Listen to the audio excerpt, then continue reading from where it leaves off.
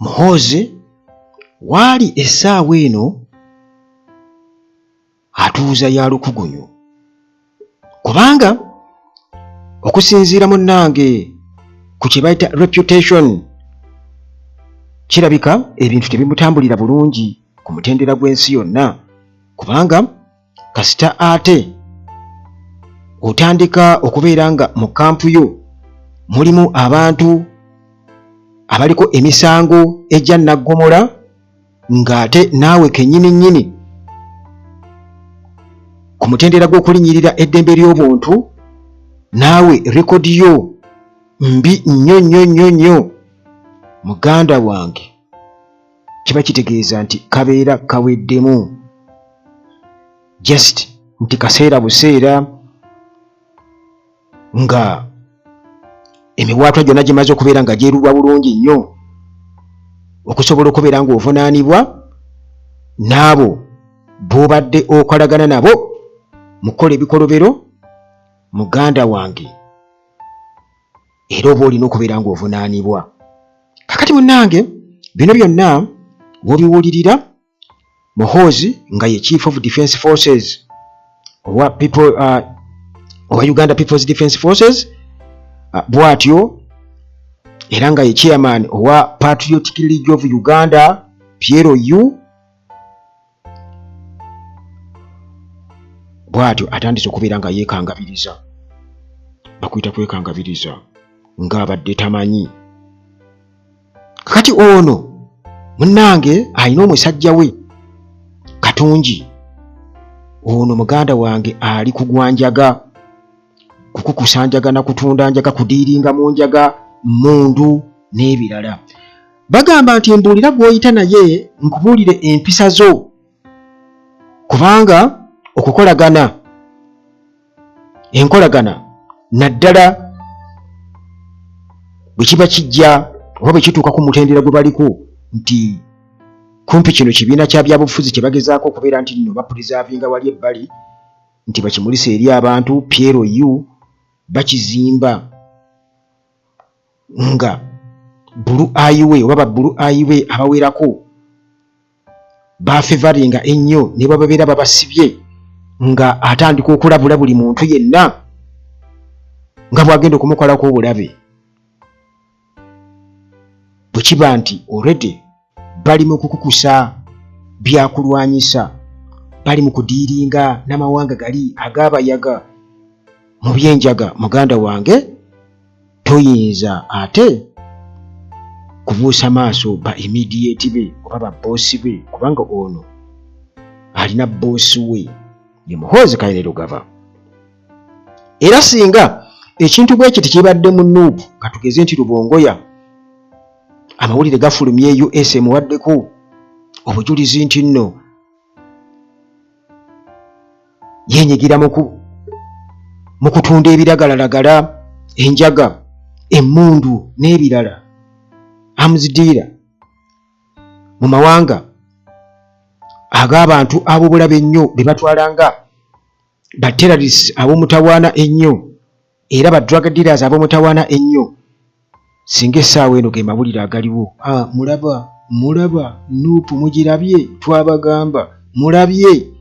Kakati muganda wange essaawa eno PLU, Patriotic League of Uganda,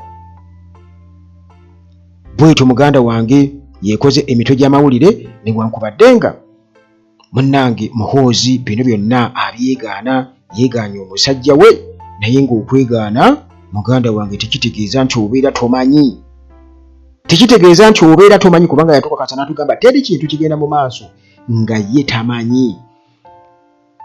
Kati bino gw'obiraba otya, obitegeera otya? Kubanga waliwo ssente eziri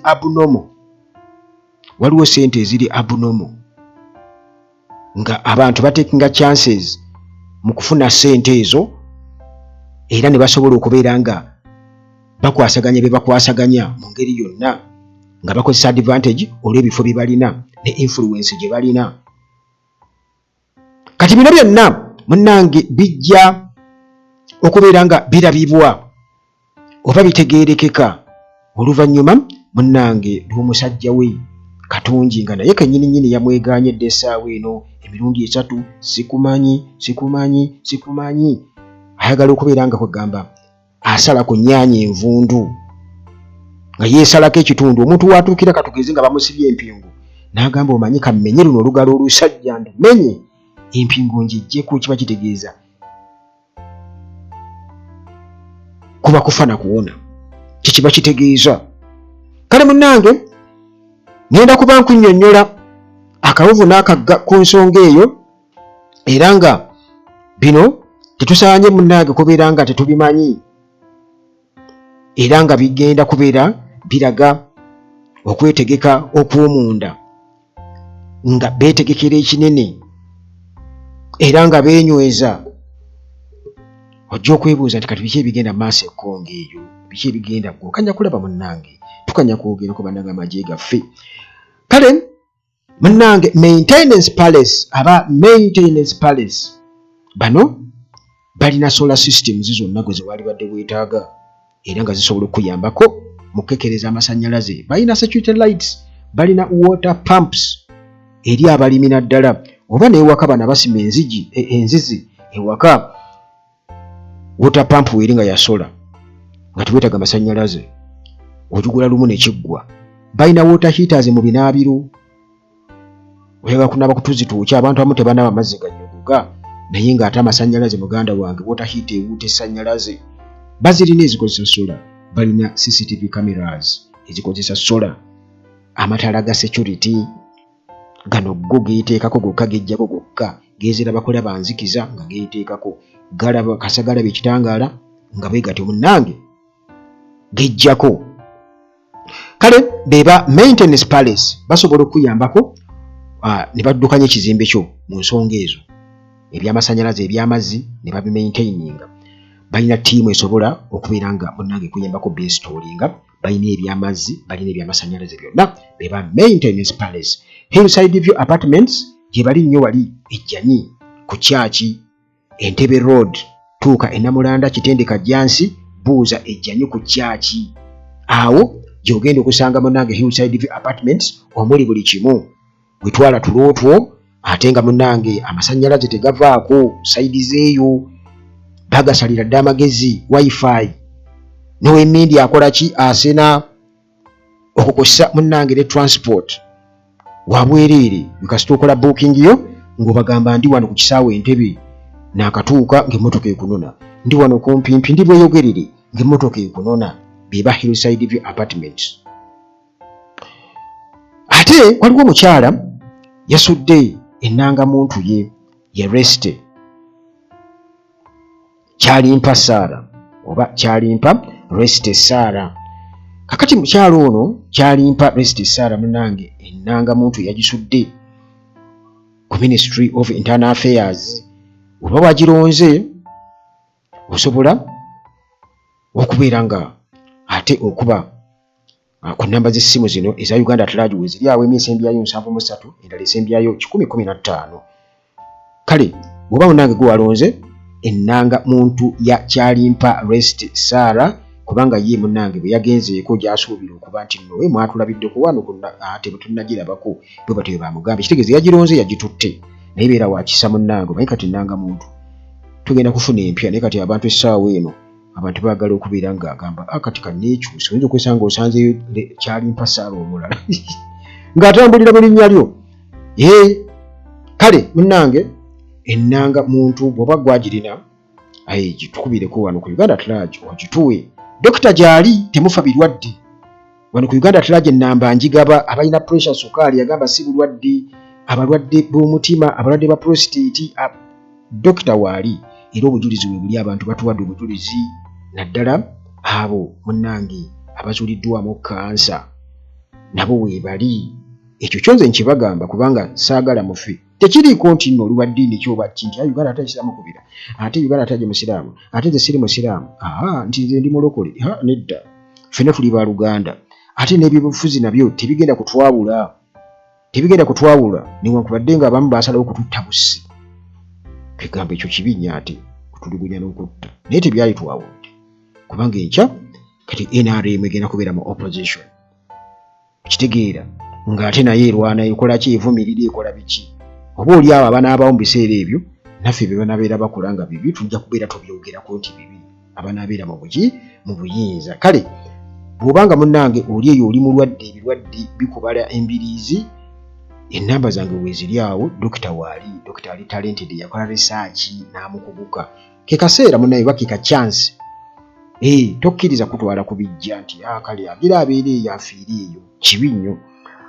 Okay, Mukisa Transport Services webali era gwe yeetaaga okutambuza bakubire ku 074 93273 ne Timo Property Consultants nabo bano badiringa mu ttaka balina amayumba ge bazimba edda balina construction company ey'amaanyi basobola okuzimbira ennyumba ey'ekirooto kyo ate basobola okukuguza oba okukuguliza ettaka.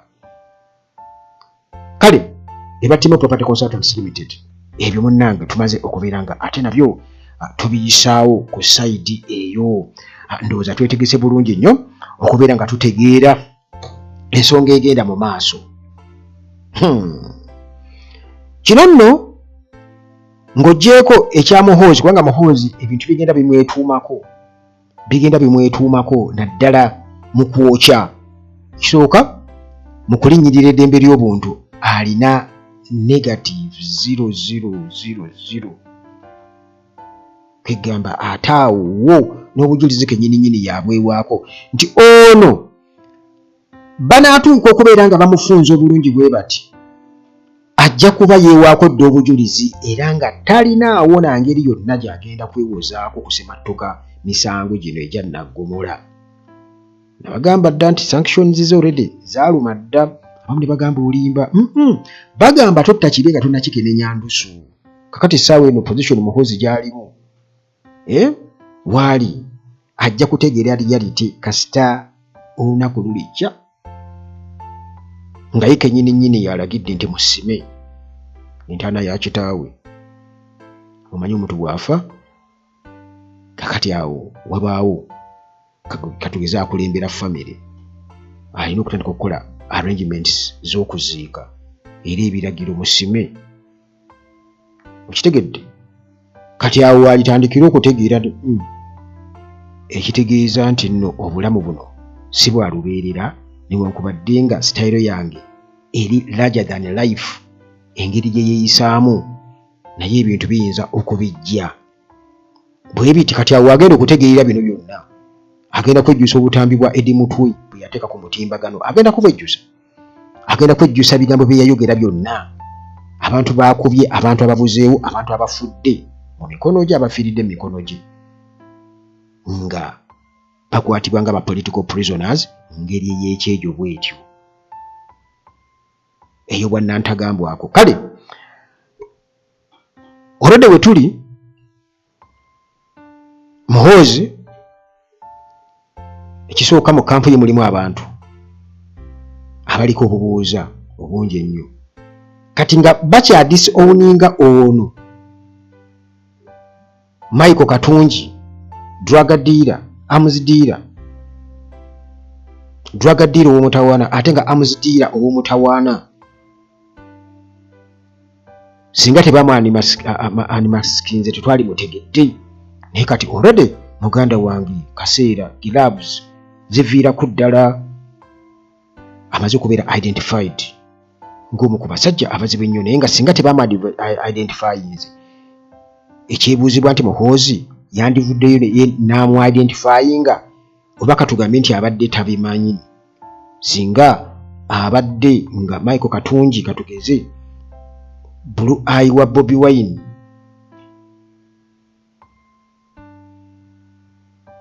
excuse eyo abantu baali gitutte oba tebaali gikozeseza nga advantage gaali badde mawulire g'amaanyi nnyonnyo nti mulaba abo badiiringa mu njaga anti ne mukama wabe mwenye wanjaga anti mulaba kakati awo muganda wange tugenda tutegeera enjaga ebeerawa baani bakabaka b'enjaga kati Pierre yo muganda wange eri kumpimpi awo wekasoyogera ku kigambo njaga kitegeeza nti bali kumpi awo mu circles ezimu. Kale munnange nga kyalina okukola kwegaana musajja we ono Michael Katungi. Ojja kwebuuza enjaga abadde nga agikukusa atya oba agidiiringamu atya, emmundu azidiiringamu atya, byonna muganda wange ngenda kuba nkunnyonnyola wano essaawa eno. Naye si birungi yadde n'akamu, already Muhoozi byasiba bye bikutuka naddala ku international scene. Kubanga bagamba mbuulira gw'oyita naye nkubuulire ki empisa zo.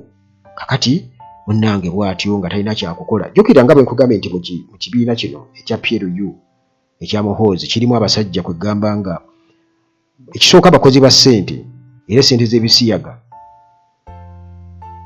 nyinza okugamba tezibadde wala nnyo nabo, kubanga twalaba wano Andrew Mwenda ng'awagirira ddala ebisiyaga openly, naye abantu ekyo nga bakibuusa amaaso, bo bali ku kimu Bobi Wine be balya ssente z'ebisiyaga noopu, naye ng'omusajja ali wali mu PLU era kumpi yabuulira ne Muhoozi ebyokwogera. Mwabiraba wano akatambi nga Muhoozi agambye agenda kuva mu UPDF ng'agenzeeyo ne bakonagana kabwega n'ebigere bw'agamba okay now do this, ng'amukomandinga.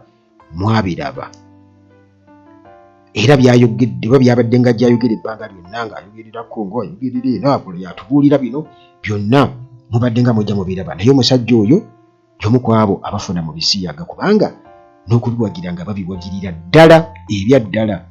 Era Muhoozi teyamugamba, kubaatuka n'okumugamba nti lwaki togamba ku musajja wo, muveeyo. Ne bakolawo ka statement awo, naye ka statement nga tekakola ki, era nga omuntu waabwe nga ye waabwe. Kitegeeza nti wateekwa okuba nga wali teri alumirirwa nga talina kigendererwa. Andrew Mwenda okulumirirwa ebisiyaga, nze ngamba kimuteeka ku mwanjo nnyo ku bantu abafuna mu bisiyaga. Kakati ate era nga benfuga nti mbuulira gw'oyita naye nkubulira empisa zo, nti tumanyi nti ebintu ebyo bikwatagana nnyo n'akasente, ate nga akasente batukakasawa ne Uganda nga kakola ki, nga kajja. Kakati awo muganda wange bw'aba teyasobola kumudisowninga, naye kati ono ate ye, kubanga jjukira kati oli abamudisowninga lwa bisiyaga, ate bali bafandazi baali badde bakola ki, baali badde ate bagamba kakati ate okoze eki. Naye kakati ono jjukira nti kakati kitegeeza nti tutegedde nti bano aba PLU bateekwa okuba kati olwedde beegabanyaamu, bagenda mu zidata eddiiru ne bafuna ssente eza ddala. Kubanga okusinziira ku galiwo nga bwe nkutegeezezza era nga kyekyavuddeko, Muhoozi Kainerugaba nga chairman owa Patriotic League of Uganda PLU okubeera nga beegaana wamu n'okumujja ku kifo kye babadde bamuteekako mu bukulembeze bwa PLU. Kakati ono retired UPDF officer Michael Katungi kati bamujje mu bifo by'obukulembeze byonna mu movement yaabwe. Naye nga benkutegeezezza nti munnange obutamanya oba okwegaana omusango gwe ne bwogamba nti nze badde simanyi, ne bwe weegaana kitegeeza nti tekikugisaako musango. Toyinza kuyita ku bitaala n'ogamba nti mbadde simanyi nti waliwo ebitaala ne bagamba kale tukusonyiye era fayini ojajjiwa. Kati ate bwe weegaana, okwegaana tukimanyi nti buli muntu yenna yeegaana ne gwe bakutta atoga mu nva agamba bannange n'ekifo kimuli mu kamwa, agamba omuntu sinaba zinazikwa nga ne bw'aba atamidde omutamiivu. Ate abatamiivu bwe basinga okwegaana, omutamiivu olaba ntamidde, gw'olaba ntamidde mukwekaze nja kubuza gwaguze gwe yagongolidde. Kaakati muganda wange bino bifaanaganako bwe bityo, bino bifaanaganirako ddala bwe bityo. Kakati munnange bwabadde bubaka ku mukutu ogwa X olunaku lwabadde lwakuna ku makya, Muhoozi n'alangirira nti I have decided to remove Michael Katungi as Commissioner External Affairs of PLU. He is also removed as a member of our Central Committee. From now on, only the chairman will appoint the foreign committees of our movement. Bukatolo bamwegaanye tetumumanyi naye ng'ennyaanya ebadde muziri mwevundidde era nga zaava ku muti gumu ennyaanya ezo. Kakati munnange bino byonna byazze bitya kwa muganda wange ampuliriza. Kati okusalawo bw'ati muhoozi okwegaana Blue Highway era ng'abadde abakolera omulimu gw'amaanyi nnyo mu kuwemmenta akasente kyekitegeeza sente bazinoonya mu bubi n'obulungi kati balowooza bye byawana ekkungu. Muganda wange oba oli awo baabuuka ne bagenda mu matwale amazibu ennyo. Kakati munnange wabaddewo obujulizi obutaliko kubuusabuusa okuva eri eggwanga erya US nga bano bagamba nti Katungi ono yeekubaana okubeera nga asappulayinga obanga agabirira ebyokulwanyisa omuli ebyokulwanyisa nonnamuzisa omuli rocket launchers mbeera Museveni nalibadde ntyamu, sniper rifles emmundu ez'abasniper, grenades bubomu anti-aircraft systems emmundu ke system ezikuba ennyonyi ezikyankalanya n'okkuba ki ennyonyi era nga bino munnange abiwa okubinja gw'abayaga oguli eyo mu ggwanga erya Mexico gwe bayita Cartel Delasco Nueva Generación oba Generación okubinja abasajja bakoze contacts era okuva lekini nti munnange be bali mu kintu birano byonna nga bebikubuulira otandika okubuuza ki ekigenda mu maaso e Congo, biki ebiri wakati wa ddiiru wa Uganda ne Russia baba mwanjulayo omukulu eri, biki ebigenda mu maaso kuba balina contacts zonna bazirina.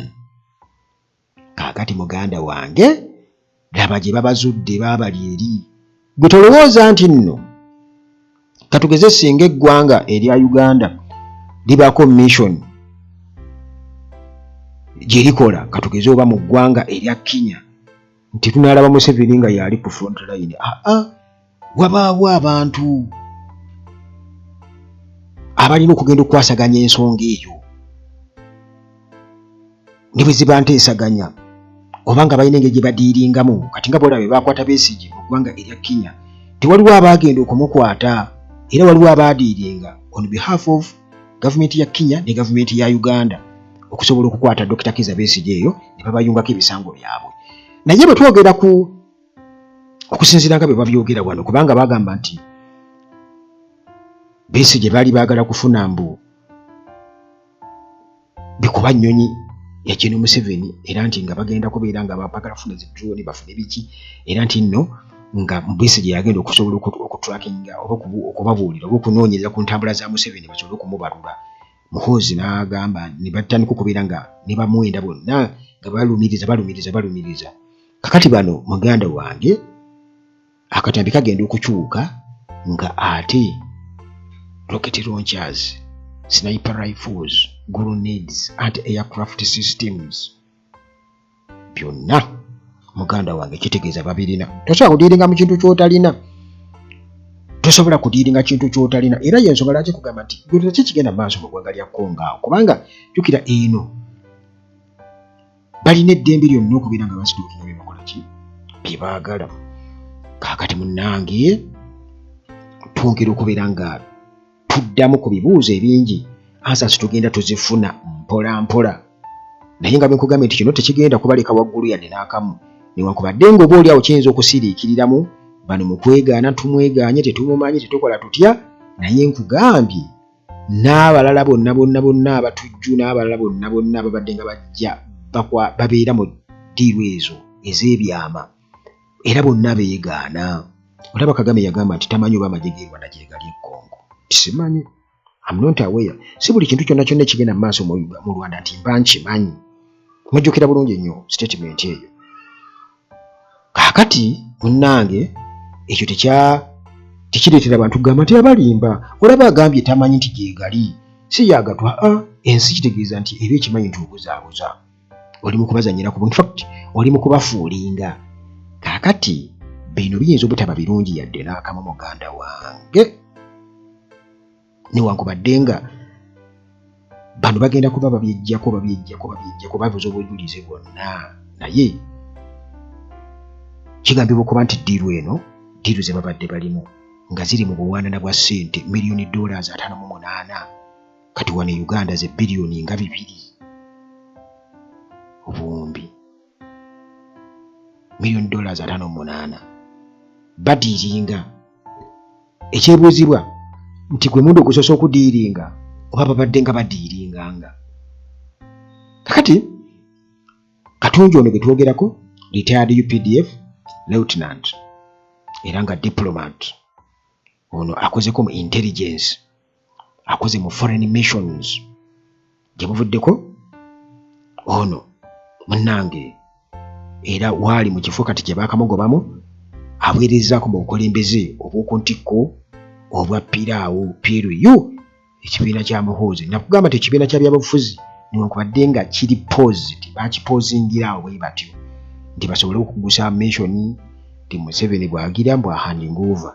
Kati olwo kisoko kikole kikijje olwo NRM ejja kubaako abagisigaze egende mu opposition tojja byogerako awo ebeera awo etyo kati bwe basuubira era NRM kyekuba nti egenda kubulira awo ekyo yo ngayo era nga tekwataganira ddala na PLU kubanga egenda sigaze eno n'eno. PLU evuddemu NRM nga bw'olaba FDC Katonga kati PFF Katonga ne FDC najja Nankumbi bwe bagenda okubeera abo bwe bagenda okubeera. Naye ate nti oyinza okwesanga nga ate abali mu NRM original ate bayinza okuba nga ate basinga ku bano enkizo kubanga bano ate obukulembeze bwabwe bufu nnyo era nga nabo butambulira ku muntu omu kubanga kyekikolimo kye balina nga NRM nti obukulembeze bwabwe butambulira ku ki ku muntu era Museveni bw'avaawo NRM kapuuti. Kakati nga bwe nkutegeezezza nti Katunji abadde akola mu PLU nga external affairs abadde akola nga commissioner for external affairs and director era abadde akola nga director owa diaspora affairs. Eyo nga gyayitira muganda wange. Kakati kitegeeza nti abantu bonna abogera ne Katunji babbalamu baani balina okubanga bino bekola ki babimanyi kubanga nga bwe nkutegeeza nti mpulira gw'oyita naye nkubulire ki empisa tuweza kuŋŋa nti tebamanyi bo babadde tebamanyi muganda wange. Kakati ono era abadde amanyikiddwa ng'omusajja wa Muhoozi ennyo, abadde amanyikiddwa nga omusajja we gwa trusting ennyo era abadde envoyiwe nga yakwasaganya bannayuganda abali wabweru abali mu diaspora Ugandans abroad nga yabakola ki yabakwasaganya. Kati ripooti kizabadde amuwa era babadde boogera nga kuki lwaki yamuwa abe nga yakwasaganya eyo. Munnange US prosecutors bo bagamba nti Katunji ono abadde azanya paati nnene nnyo mu kubeera nga akukusa oba mu kubeera nga afuna ebiwandiiko control documents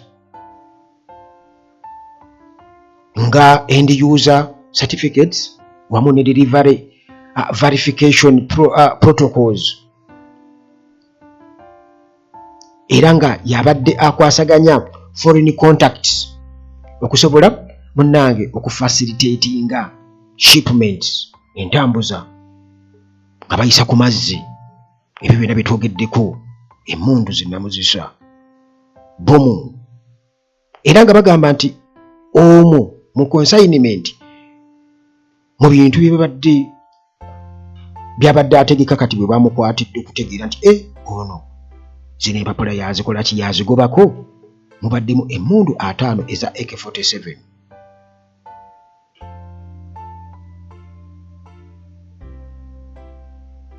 n'endala 47 okitegeera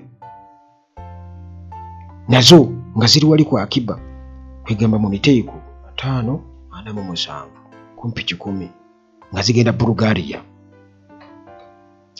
Bulgaria kati katungi bino byonna abyegaana naye nga bwe nkutegeezeza muganda wange bali batugamba nti balina documents ze balaba nti ani azisayininzeeko ani azigobako delivery verification ziba zirina obukakafu babulina okay kati ye nga abyegaana era agamba nti bino bigendereddwamu mbukumu oba byattima baagala abise malicious accusations waliwo ayagala omukola malisi naye ani era bwatyo n'akuba omulanga eri bannayuganda general public okwetoola ensi yonna nti munnange byo bitwale ng'ebyobulimba byandibadde bya bulimba singa tubadde tubyogera bwogezi kati nga wano naye US government emaze okwogera era singa bibadde byogerebwa ku baaludda luvuganya katugeze nti singa boogera ku NOP Katungi yali badde agamba nti zino malicious accusations oba bwibanga oba bagezako kumusiiga kasa kumusibako matugambuzi kumuliisango ate lwaki Pierre yo omwegaana bamugobye buli wamu kubanga nabo bennyini bakimanyi titirwe ekoze eki eyise sajja balina okunoonya ssente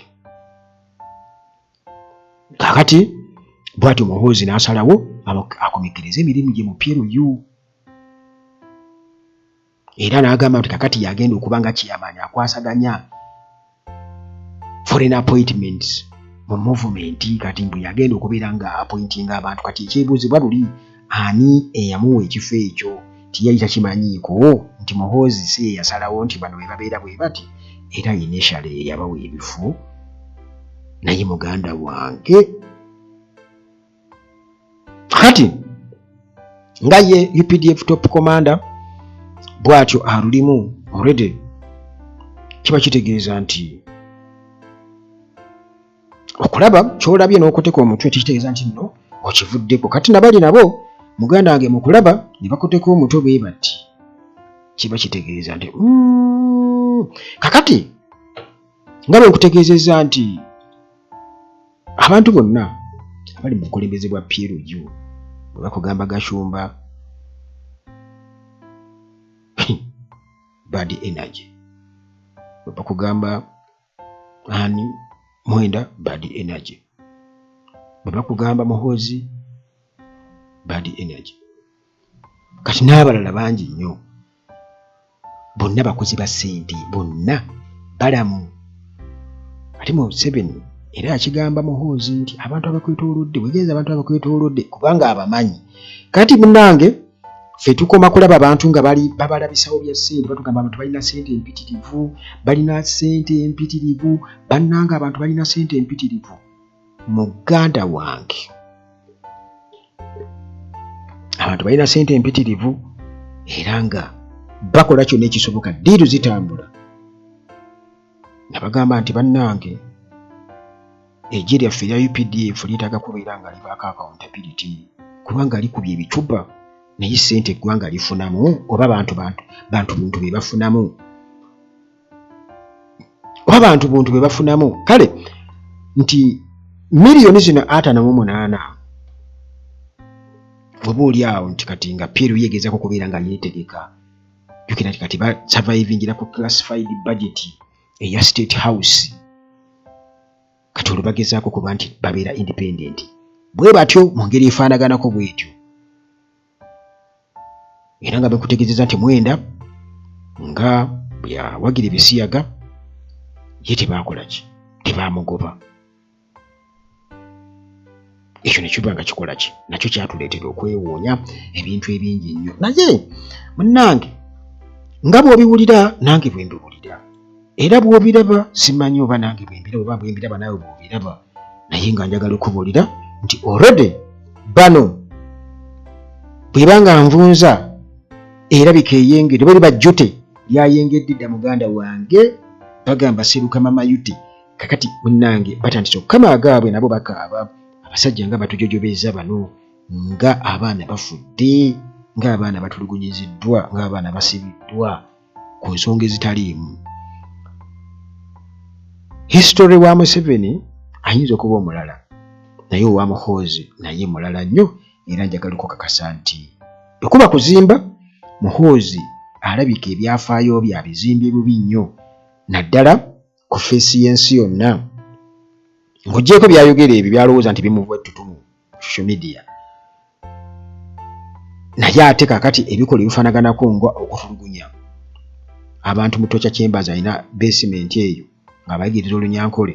Kakati ate na bino ebikwatagana n'okudiiringa mu njaga, okudiiringa mu mmundu, n'abo basupapa be batwalanga, basupapa bwatwalanga mulabe we, era nga bamala dde okubakakasa nti bano batujju. Kati akakwata ako muganda wange, akakwata ako temwerabira nti bino bijja byezimba bwezimbi mpola mpola, bijja bwezimba bwezimbi mpola mpola. Jjukira nti bano abasajja okwekwasa si kwangu nnyo, nti bano eno guruupu ekola bweti ate ewagirwa badiiringa mu bino balina emisango. Kitegeeza nti twagala okurackinga down being nti already America erina endagaano ne Congo wano okumpi, ate Uganda nayo bwetyo yateekayo n'ennyindo zaayo. Kiba kitijjuwa munnange, kigisembereza okumpi. Uganda bwe ba muzigo kiba kitegeeza nti eba esemberedde essigiri yalisaanyuulwa. Ova okitegedde muganda wange, Mukama Katonda akukuume.